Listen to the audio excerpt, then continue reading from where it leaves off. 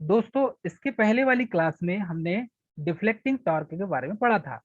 और deflecting torque ऐसी torque होती है जो मूविंग सिस्टम को या इंस्ट्रूमेंट की नीडल या सुई या पॉइंटर को उसकी जीरो पोजीशन से डिफ्लेक्ट करता है और डिफ्लेक्टिंग टॉर्क उत्पन्न करता है दोस्तों। तो यही जो डिफ्लेक्टिंग टॉर्क है, इसे यदि हम समझे तो ये पॉइंटर है जिसे आप सुई कहते हैं, और ये है स्केल दोस्तों, इसे क्या कहेंगे, स्केल।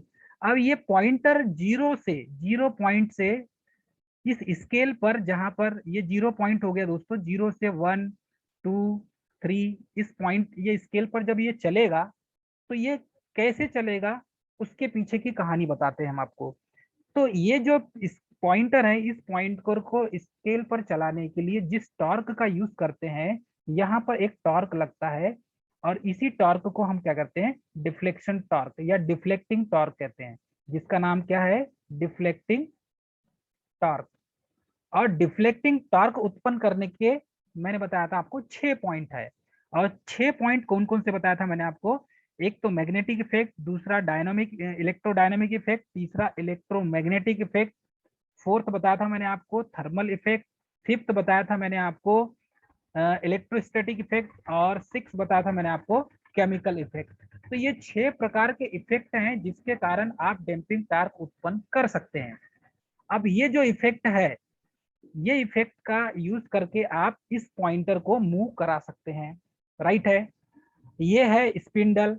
पॉइंटर के जो पॉइंटर है जिसके ऊपर लगा होता है वो होता है स्पिंडल, ठीक है। इस स्पिंडल के ऊपर ये मूविंग करता है। तो ये जो डिफ्लेक्टिंग टॉर्क है दोस्तों, ये करंट के प्रोपोर्शनल होता है। Very good, first point.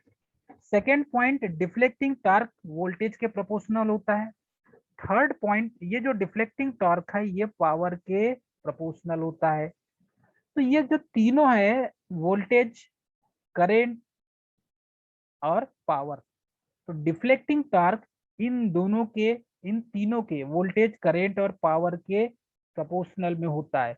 या ये बोल सकते हैं TD is proportional to current, voltage या पावर। इसमें जो इफेक्ट होता है मैग्नेटिक, हीटिक और जो इंडक्शन इफेक्ट, इनका ज्यादा यूज करते हैं इसमें, ठीक है। अब डीसी जो है, एम्पियर मीटर, ये डीसी जितने भी इंस्ट्रूमेंट होंगे इसमें, या एसी टाइप का इंस्ट्रूमेंट है जिसे आप मूविंग आयरन और मूविंग टाइप कहते हैं। तो मूविंग आयरन टाइप का जो इंस्ट्रूमेंट आपको मिलेगा, ये इंस्ट्रूमेंट आपको मिलेगा एसी और डीसी दोनों में यूज होने वाला, एसी और डीसी दोनों में यूज होने वाला। और मूविंग कॉइल वाला जो इंस्ट्रूमेंट होता है दोस्तों, ये सिर्फ डीसी में यूज होने वाला इंस्ट्रूमेंट होता है। तो ध्यान रखिएगा ये इस पॉइंट को कि ये जो पॉइंट मैंने आपको बताया ये कहाँ पर यूज किया जाता है। सेकंड में हम देखेंगे कंट्रोलिंग टॉर्क।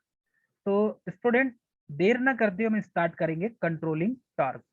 जैसे हमने डैम्पिंग टॉर्क पढ़ा था, वैसे ही कंट्रोलिंग टॉर्क बढ़ेंगे।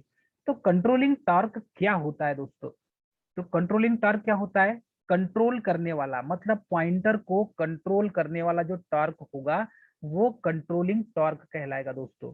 तो कंट्रोलिंग टॉर्क क्या है, कंट्रोलिंग जो टॉर्क है ये पॉइंटर को स्टेशनरी, मतलब कि पॉइंटर को रोकता है। ये यदि ये पॉइंटर है और इस पॉइंटर को यदि रोकना है, जैसे विक्षेपक टार्क मतलब आपने डैम्पिंग टार्क का यूज किए थे, वैसे ही आपको कंट्रोलिंग टार्क का भी यूज करना पड़ेगा।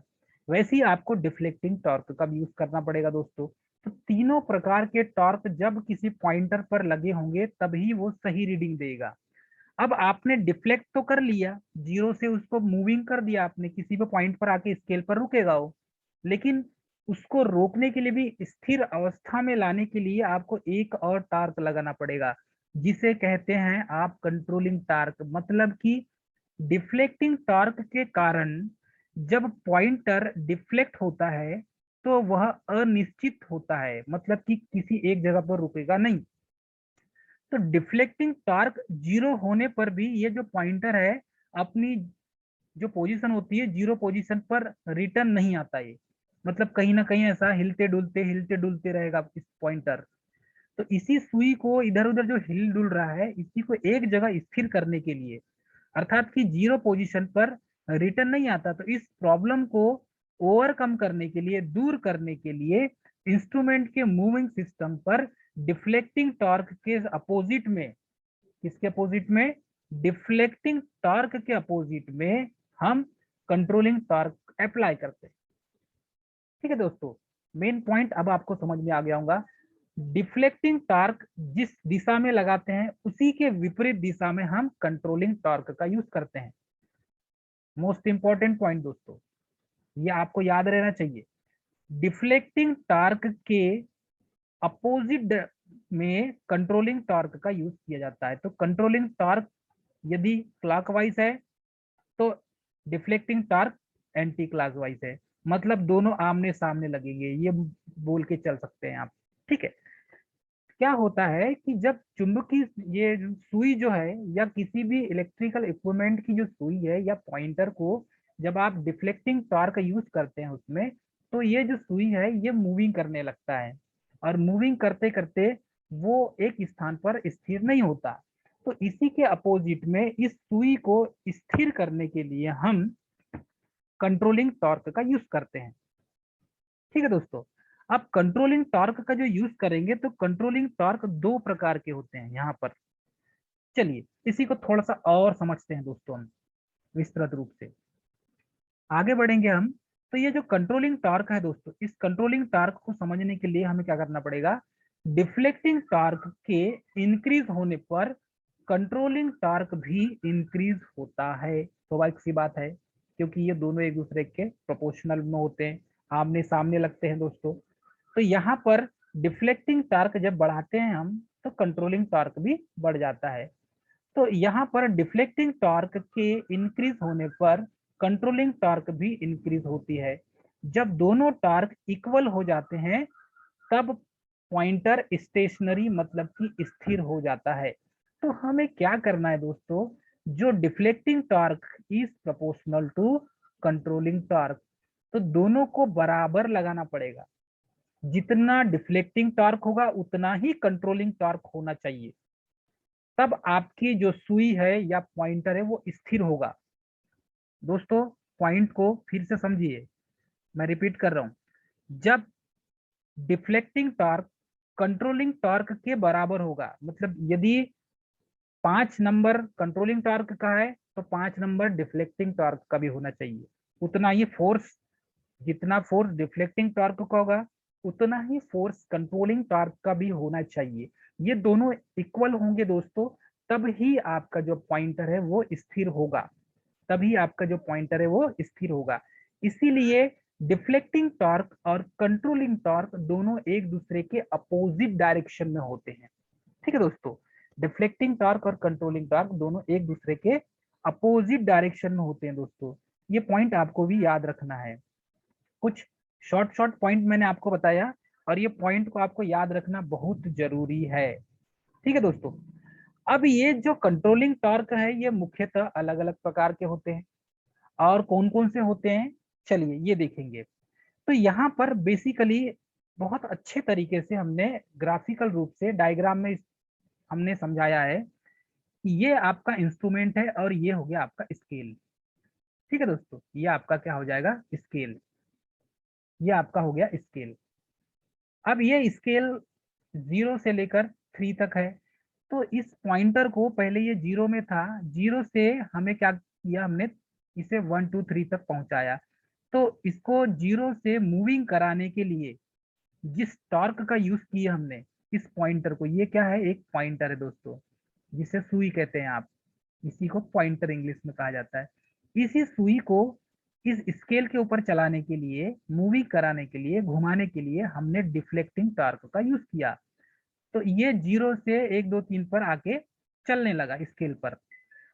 और उसके बाद क्या हुआ कि ये जो सुई है या ये पॉइंटर स्थिर एक जगह पर खड़ा नहीं हो रहा था। तो स्थिर नहीं हो रहा था, एक जगह नहीं रुक रहा था, तो हमने क्या किया, इसके अपोजिट डायरेक्शन में कंट्रोलिंग टॉर्क अप्लाई किया। तो जब आप कंट्रोलिंग टॉर्क अप्लाई करेंगे तो ये इसके अपोजिट डायरेक्शन में करेंगे डिफ्लेक्टिंग टॉर्क के, और तब ये रुकेगा। लेकिन कब रुकेगा, इसके पीछे भी कंडीशन है दोस्तों। कब रुकेगा, जब डिफ्लेक्टिंग टॉर्क कंट्रोलिंग टार्क के बराबर हो, तब ये रुकेगा। तो यही इसी पॉइंटर को रोकने के लिए, स्थिर रखने के लिए हमने क्या किया, कंट्रोलिंग टॉर्क का यूज किया। तो इधर से डिफ्लेक्टिंग टॉर्क लग रहा है और इधर से कंट्रोलिंग टॉर्क लग रहा है, जिसे आप टीसी कहते हैं। तो ये दोनों आपस में जब तक बराबर नहीं होंगे तब तक ये पॉइंटर स्थिर नहीं होगा। आई होप आपको समझ में आ गया होगा दोस्तों। पॉइंटर को स्थिर करने के लिए हम कंट्रोलिंग टॉर्क का यूज करते हैं। अब ये कंट्रोलिंग टॉर्क मुख्यतः दो प्रकार के होते हैं दोस्तों। अब इसी कंट्रोलिंग टॉर्क को हम दो प्रकार से रिप्रेजेंट करेंगे। There are two types of controlling torque. तो controlling torque are two type, कौन कौन सा, एक तो होता है स्प्रिंग कंट्रोल और दूसरा होता है ग्रेविटी कंट्रोल। दो प्रकार के होते हैं दोस्तों, हमने पढ़ा। स्प्रिंग के द्वारा आप कंट्रोल करेंगे और दूसरा ग्रेविटी, गुरुत्वाकर्षण के कारण। तो ये दो टाइप के होते हैं, एक तो स्प्रिंग कंट्रोल मतलब कि स्प्रिंग के द्वारा कंट्रोल करेंगे, और सेकेंड है ग्रेविटी कंट्रोल मतलब गुरुत्वाकर्षण के द्वारा। तो ये जो स्प्रिंग, ये किसका टाइप है, कंट्रोलिंग मतलब कि टीसी। कंट्रोलिंग टॉर्क के दो टाइप हैं। हम कंट्रोलिंग टॉर्क एक तो स्प्रिंग के द्वारा लगाएंगे या तो फिर ग्रेविटेशन के द्वारा, गुरुत्वाकर्षण के द्वारा लगाएंगे। तो ये दो तरीके से हम लगा सकते हैं। चलिए फर्स्ट पॉइंट देखते हैं, स्प्रिंग के द्वारा कंट्रोलिंग टॉर्क लगाना। स्प्रिंग के द्वारा कंट्रोलिंग टॉर्क लगाना। तो स्प्रिंग के द्वारा कंट्रोलिंग टॉर्क लगाएंगे तो इसका स्केल कैसा होगा दोस्तों, स्प्रिंग के द्वारा लगाएंगे तो यूनिफॉर्म स्केल होगा, मतलब एक समान स्केल होगा। ध्यान रखिए, पॉइंट को नोट कीजिए, एक समान। ठीक है, कॉपी पेन लेकर बैठिए सभी स्टूडेंट। मैं सभी को यही सलाह दूंगा कि आप कॉपी पेन लेकर बैठिए और शॉर्ट नोट जो है, मेन मेन जो पॉइंट बता रहा हूं मैं आपको, उसको आपको रीड करना है, आपको राइट करना है दोस्तों। ठीक है, इसमें क्या होता है, ये जो स्प्रिंग कंट्रोल है, ये इसका जो स्केल होगा ये यूनिफॉर्म होगा, मतलब एक समान स्केल होगा। खाने बराबर होंगे, जैसे यहाँ पर 5 खाने हैं तो यहाँ पर भी 5 खाने होंगे, सभी में 5-5 खाने हैं तो सभी में 5-5 खाने ही होंगे, अलग अलग नहीं होंगे दोस्तों। बेसिकली स्प्रिंग कंट्रोलिंग टार्क जो यूज करते हैं हम, ये टार्क किस टाइप से होता है तो इसे हम डायग्राम से समझेंगे दोस्तों। चलिए, 0 से लेकर 4 तक यहाँ पर स्केल बना हुआ है, और ये स्केल कैसा है दोस्तों, एक समान है। यूनिफॉर्म का मतलब ही होता है एक समान। कैसा है, एक समान स्केल है, एक समान। अब क्या करेंगे, यहाँ पर हम स्प्रिंग के द्वारा कंट्रोलिंग टॉर्क लगाएंगे। तो दोस्तों ये जो स्प्रिंग है, ये जो स्प्रिंग दिख रही है आपको, ये दो स्प्रिंग यहाँ पर लगी हुई है। तो ये जो स्प्रिंग बनी होती है दोस्तों, ये स्प्रिंग किसकी बनी है, फास्फर ब्रॉन्ज की बनी होती है। किसकी बनी होती है, फास्फर ब्रॉन्ज। नाम याद रखिए, एग्जाम में पूछा जाता है। ये जो स्प्रिंग है किसकी बनी है, फास्फर ब्रॉन्ज की। ये फास्फर ब्रॉन्ज की बनी हुई दोस्तों ये स्प्रिंग, तभी इसे चुंबकीय क्षेत्र में रखे जाने पर चुंबकीय क्षेत्र का कोई भी इफेक्ट इस पर नहीं पड़ता। ध्यान रखिएगा, यदि आप मैग्नेटिक फील्ड में फास्फर ब्रॉन्ज की स्प्रिंग को रखेंगे तो इस स्प्रिंग पर कोई भी इफेक्ट नहीं पड़ता, मतलब कि चुंबकीय क्षेत्र का प्रभाव इस पर नहीं पड़ता। इसीलिए फास्फर ब्रॉन्ज का बनाया जाता है, क्योंकि ये चुंबकीय क्षेत्र में कोई इफेक्ट पैदा नहीं करता और चुंबकीय क्षेत्र में रखने पर इसमें कोई गुण पैदा नहीं होते। इसीलिए इस स्प्रिंग को फास्फर ब्रॉन्ज का बनाया जाता है। अब देखिए टीडी, ये है डिफ्लेक्टिंग टॉर्क। तो इन दोनों के बीच में डिफ्लेक्टिंग टॉर्क का ये एंगल है, क्योंकि ये 0 में है दोस्तों और यहाँ पर पॉइंटर मूव कर गया। तो ये 0 से लेकर 1 2 3 तक पहुंचने के लिए जिस टॉर्क का यूज किया हमने, और वो टॉर्क जो एंगल है वो डिफ्लेक्टिंग टॉर्क है। ठीक है, अब यहाँ पर इसी पॉइंट को स्थिर करने के लिए इसी अपोजिट डायरेक्शन में हमने जो टॉर्क लगाया ये वो है कंट्रोलिंग टॉर्क। और ये कंट्रोलिंग टॉर्क हमने किससे पैदा किया, तो ये कंट्रोलिंग टॉर्क हमने स्प्रिंग से पैदा किया। ये कंट्रोलिंग टॉर्क किससे किया पैदा, हमने स्प्रिंग से। और स्प्रिंग काय की बनी होती है, फास्फर ब्रॉन्ज की। ठीक है दोस्तों, और ये जो फास्फर ब्रॉन्ज की स्प्रिंग है, ये चुंबकीय क्षेत्र में रखे जाने पर इस स्प्रिंग पर कोई इफेक्ट पैदा नहीं होता। ठीक है दोस्तों, इतनी चीज हमें समझ यस में आ सर। गई। अब आगे देखेंगे हम इसमें, तो आपको ये समझ में आएगा, अभी हमारे पास टाइम है तो आगे देखेंगे। तो ये जो डिफ्लेक्टिंग टॉर्क होता है ये करेंट के प्रोपोर्शनल होता है, मैंने आपको बताया है। डिफ्लेक्टिंग टॉर्क किसके प्रोपोर्शनल होता है, करेंट के दोस्तों। डिफ्लेक्टिंग टॉर्क वोल्टेज के प्रोपोर्शनल होता है। डिफ्लेक्टिंग टॉर्क पावर के प्रोपोर्शनल होता है दोस्तों। मैंने ये पॉइंट आपको पहले ही बताया है। तो यहाँ पर भी जो डैम्पिंग टॉर्क है दोस्तों, ठीक है, डैम्पिंग टॉर्क भी जो है वो करंट के प्रोपोर्शनल होता है। ठीक है, कंट्रोलिंग टॉर्क ये एंगल के प्रोपोर्शनल होता है। कंट्रोलिंग टॉर्क किसके प्रोपोर्शनल होगा? एंगल के प्रोपोर्शनल होगा दोस्तों।